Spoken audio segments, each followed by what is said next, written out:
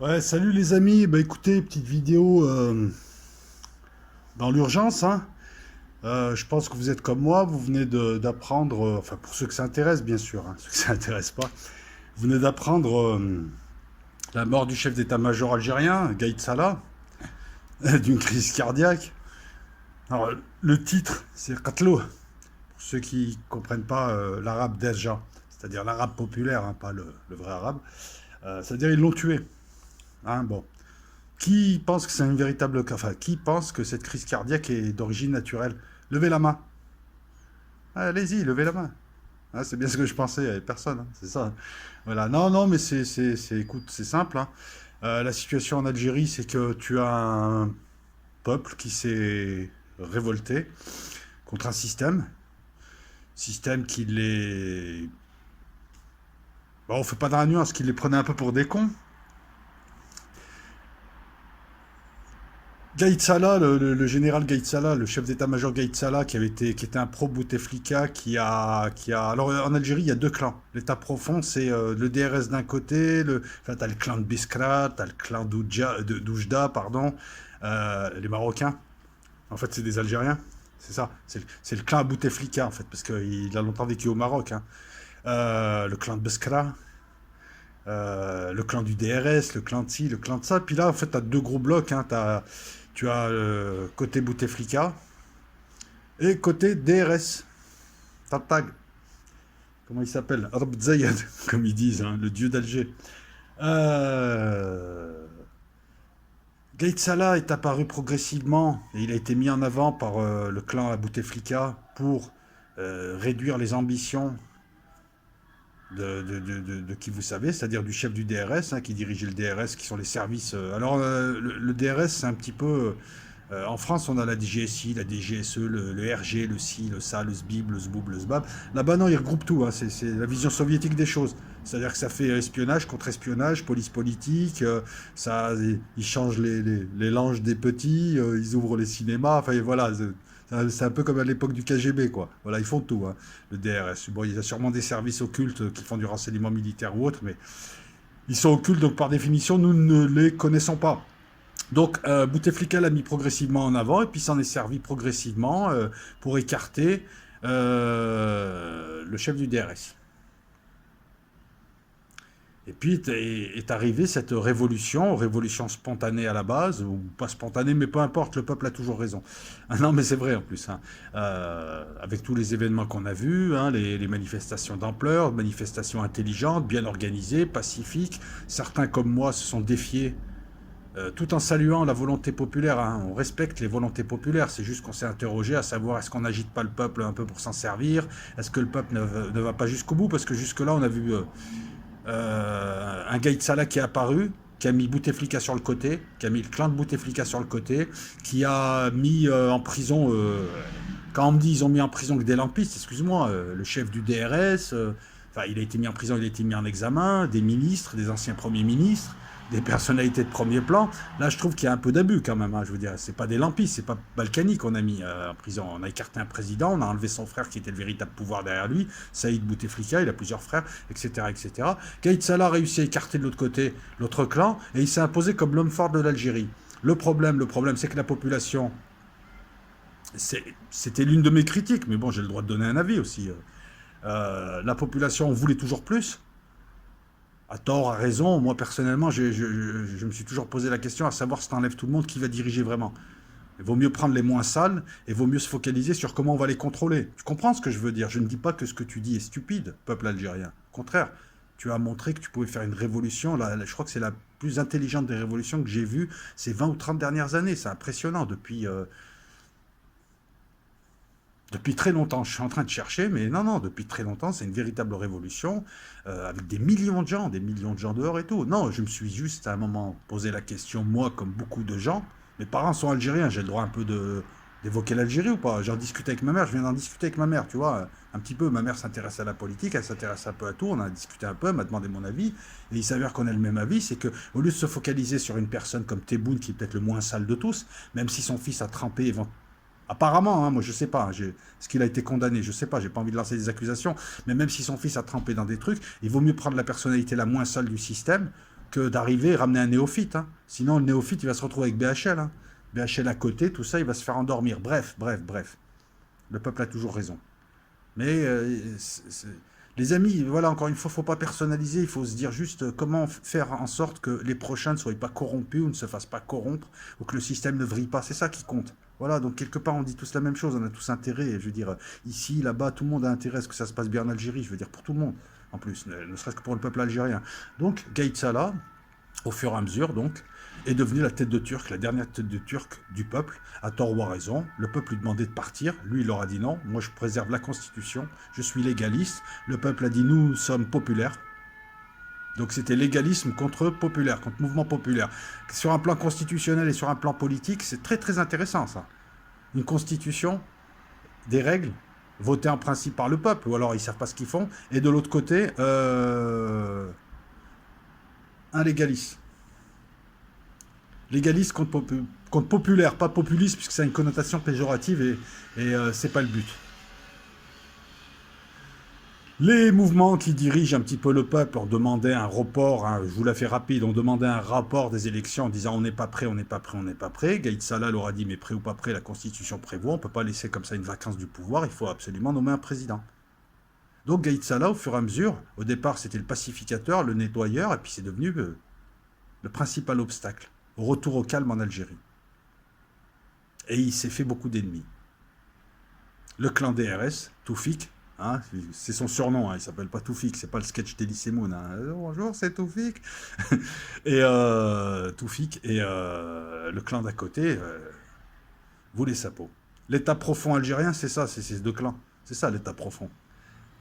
Et donc c'était juste une histoire de jour. Et l'Algérie, c'est voilà, c'est pas les. C'est pas Saakashvili, machin, c'est la fosse au lion, là, c'est James Bond, mais en direct, ouais. Non, mais les Algériens, quand ils font un truc, il faut toujours qu'ils se distinguent, en bien ou en mal, hein, mais là, en l'occurrence, ils se distinguent. C'est pas à moi de dire en bien ou en mal, mais ils font toujours les choses à leur manière, c'est vrai, hein, quand même, il y a un particularisme hein, qui me fait sourire. C'est assez marrant. Et ben donc là, Gaïd Salah empêche... En fait, il y a un président qui a été élu, Tebboune, nouvellement élu, mal élu, hein, faut être honnête, hein, très peu de gens sont allés voter. Hein. Alors j'ai envie de dire à plein de gens, amicalement même à Salim Laïbi, que les gens qui vont voter, mes parents sont allés voter, c'est parce que si tu n'as pas le petit tampon sur ta carte d'électeur, ça t'empêche de faire des démarches administratives, ça t'empêche de faire tout un tas de choses en Algérie. Moi, ma mère, elle m'a dit, on est allé voter, mais nous, personnellement, bon, on est vieux, et puis on n'a pas envie de rentrer dans ces histoires. Hein. On est allé voter, je lui ai dit, mais te justifie pas, maman, tu fais ce que tu veux, hein, c'est bien, t'es allé voter, t'as bien fait. Elle a dit, on est allé voter, voilà, il y a des gens qui vont voter, surtout les personnes âgées, gars, vous leur dites, n'allez pas voter, mais t'as des, voilà, quand t'as des biens en Algérie, quand t'as des choses à faire, quand t'as des trucs à faire tourner, on te demande ce petit tampon du vote. Donc, faut pas croire que les gens qui sont allés voter soient aussi... contre le peuple, ils appartiennent au peuple. Donc tu vois, en plus, à la limite, là je m'adresse à Salim Laïbi, ça ne fait que renforcer ce que tu dis, c'est-à-dire que le peuple, dans sa grande majorité, ne veut pas de ça. Mes parents sont allés voter parce que, voilà, c'est tout. S'ils n'ont pas ce petit bout de papier, on va les embêter pour certains documents, certaines choses. Gaïd Salah apparaissait de plus en plus comme l'empêcheur de tourner en rond. Il a servi, il gênait. Et là, beaucoup de gens en Algérie commencent à se dire il est temps de revenir un petit peu revenir vers une certaine forme de normalisation. Il est temps maintenant de faire redescendre le truc, tu vois. Il est temps de redescendre de la pyramide. Hein. On est monté, maintenant il faut redescendre. Le problème, c'est que le peuple ne veut pas de Gaïd Salah. Ils se sont cristallisés, beaucoup de cristallisation, beaucoup de colère qui s'est cristallisée sur cette personne. Paix à son âme, hein. Moi j'ai rien contre cet homme. Hein. Donc il gênait. Et il parraine Tebboune et il gêne Tebboune. Et là, l'idée, c'est que le président de la République, M. Tebboune, puisse se faire accepter. Donc il a tout proposé. Hein. Révision de la Constitution, je vous écoute, limitation du mandat. Enfin, il propose tout au peuple. Hein. C'est vraiment le peuple là, qui dirige. Hein. C'est très bien, hein. Le peuple a toujours raison. Donc on a un président, donc à la limite, voilà. Il restait Gaïd Salah. Qui a tué Gaïd Salah? S'il te plaît, ne me dis pas qu'il est mort de mort naturelle. S'il te plaît, j'ai élève GRC, là, c'est bon. J'ai pas envie de rigoler, ça me fait mal. Donc, qui l'a tué? Qui avait la technicité pour le tuer? Provoquer une crise cardiaque, c'est très facile. Hein. Je vais t'acheter un flacon de 10 millilitres de nicotine et je te le mets dans ton verre et c'est réglé. Hein. Et papy, il passe l'arme à gauche. Hein. Ah si, c'est... D'ailleurs, Quand on sait qu'il va faire l'autopsie, hein, voilà, à la limite, t'es même pas obligé de prendre tes précautions et d'utiliser. Mais c'est très très facile de provoquer une crise cardiaque, mais il faut avoir la possibilité de l'approcher et de pouvoir faire ce qu'il y a à faire. Pareil, c'est très très très facile pour des gens expérimentés, le KGB sait faire, de te piquer, d'injecter des poissons qui se diluent en une demi-heure, qui provoquent une crise cardiaque. Je sais pas, je vais peut-être dire une connerie, mais l'insuline par exemple, les extraits de datura, enfin il y a tout un tas de choses, allez voir, parce que les crises cardiaques provoquées, elles sont légion dans les histoires, dans l'histoire de l'espionnage, du renseignement, les morts par crise cardiaque avec des poisons divers, voilà, il y en a plein, plein, plein, c'est très facile. Le truc, c'est qu'il faut que le poison ne soit pas détectable ensuite.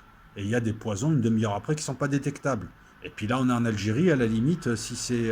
voilà, la personne qui a pu, les personnes qui ont pu approcher, qui ont pu organiser ça, il faut quand même une petite technicité. Je ne pense pas qu'elles aient peur du médecin légiste, il doit être dans leur poche. Moi, à mon avis, les deux clans se sont entendus, parce que c'est des renards, pour récupérer le truc, pour se faire petit et récupérer le truc. Beaucoup de gens avaient intérêt à se venger de Gaïd Salah. Du côté de Bouteflika, les gens pensent que c'est un ingrat. Il a mis en prison le frère du président, il a mis en prison d'anciens ministres, il a mis en prison beaucoup de gens. Donc beaucoup de gens l'avaient mauvaise. Du côté du DRS, pareil. Toufik, la mauvaise. Son remplaçant, je ne sais plus comment il s'appelle d'ailleurs, la mauvaise. Tout le monde la mauvaise. Donc, est-ce qu'il y a eu entente ou est-ce que ça vient d'un clan? Moi, je pense qu'il y a eu entente pour se dire, on va l'éliminer. Comme ça, le peuple sera calmé. Le président Tebboune va pouvoir mieux passer. Et puis nous, on va attendre notre heure pour revenir. Voilà comment je vois le scénario. Encore une fois, c'est pas une vérité, c'est pas la vérité, c'est une hypothèse de travail. Voilà, comme toi, tu pourrais me dire, non, il est mort de crise cardiaque naturelle. Oui, oui, ça tombe bien. Ça tombe bien. C'est juste une hypothèse que j'aimais. Si vous n'êtes pas d'accord, toujours pareil, vous postez, vous me dites non, là, non, si, ça. Voilà, tant qu'il n'y a pas d'insulte, pas besoin de passionner le débat. On le connaissait pas, on le connaissait pas besoin de passionner le débat, pas besoin de se prendre la tête, pas besoin de, voilà. Même si tu viens me dire que c'est les Américains ou les sionistes ou tout ça qui l'ont tué, tu peux, tu marques ce que tu veux, je fais passer ton message, je respecterai ton avis. C'est juste que voilà, on va essayer d'avancer un petit peu. Tant qu'à discuter, autant discuter calmement sur des sujets qui, encore une fois, hein, ne nous affectent pas véritablement, en tout cas moi dans ma vie quotidienne, même si ce sont des sujets importants. Qui a tué Gaïd Salah, Qatlo? Moi je pense que c'est des deux côtés, ils se sont arrangés. Je pense que la technicité, il y a suffisamment d'agents algériens qui peuvent infiltrer, qui ont des proches, qui sont proches d'eux. C'est l'homme qui a vu l'ours. Et à la fin, un proche lui a versé un truc. Ou alors piqûre la nuit. Ou alors, tu sais, ils sont allés chez lui, ils sont rentrés. Ils l'ont piqué. Et puis la version officielle, voilà, ils te donnent une autre version. Hein. Ça, c'est déjà vu en Algérie. Hein. Ah, écoute, pendant les élections, ils t'ont sorti une vidéo d'un type en fauteuil roulant, poussé par son fils, qui allait voter. Le problème, c'est que son fils, quelques jours après, s'est manifesté en disant c'est mon papa et il est mort il y a 5 ans. Et voilà, donc on les connaît, les manipes. Hein. Pendant la guerre civile, mes parents ont vu clairement à la télé un type abattu pour terrorisme. Hein. Il était montré à la télé, on voyait ses images. Le problème, c'est que le type était mort des années avant. Tout le monde le connaissait. Ils ont été choqués, ils ont dit mais non, mais c'est n'importe quoi. Et bon, voilà. Donc voilà, t'es pas allé vérifier finalement. Donc ils font un peu ce qu'ils veulent. Hein. Tu sais, la nuit, ils rentrent, ils prennent. Parce que Gaïd Salah, quoi, c'est les militaires face au service algérien, face à l'État profond algérien. L'État profond algérien, je peux te dire qu'ils sont efficaces. Et ils sont bien plus efficaces que les démocrates américains. Non, non, je te promets, c'est très efficace. Hein. Et encore une fois, donc on est en plein... Ça que j'aime bien, enfin ça que j'aime bien. S'il n'y avait pas eu mort d'homme, mais on est en plein renseignement, on est en plein opération, voilà, donc le mec, c'est là où il faut voir les complots, c'est pas la lune elle est plate et elle est triangulaire en même temps, c'est là, ils sont là les complots, c'est le terrain des complots, comme un terrain de foot, c'est pour jouer au football, et ben là c'est le terrain pour les complots, c'est pas, voilà, c'est pas... Voilà, donc petite réaction à chaud, puis bon, de toute façon on va pas faire 50 vidéos dessus, mais moi j'aimerais bien voir votre avis, honnêtement, j'aimerais bien voir votre avis, à savoir mort naturelle, mort provoquée, par qui? Les deux clans, une tierce personne, la main de l'étranger, j'y crois pas du tout à la main de l'étranger. Je n'y crois pas du tout, parce que c'est pas que je veuille défendre la France, mais si, parce que bon, je vois aussi des drôles d'accusations, faut vous calmer les gars aussi.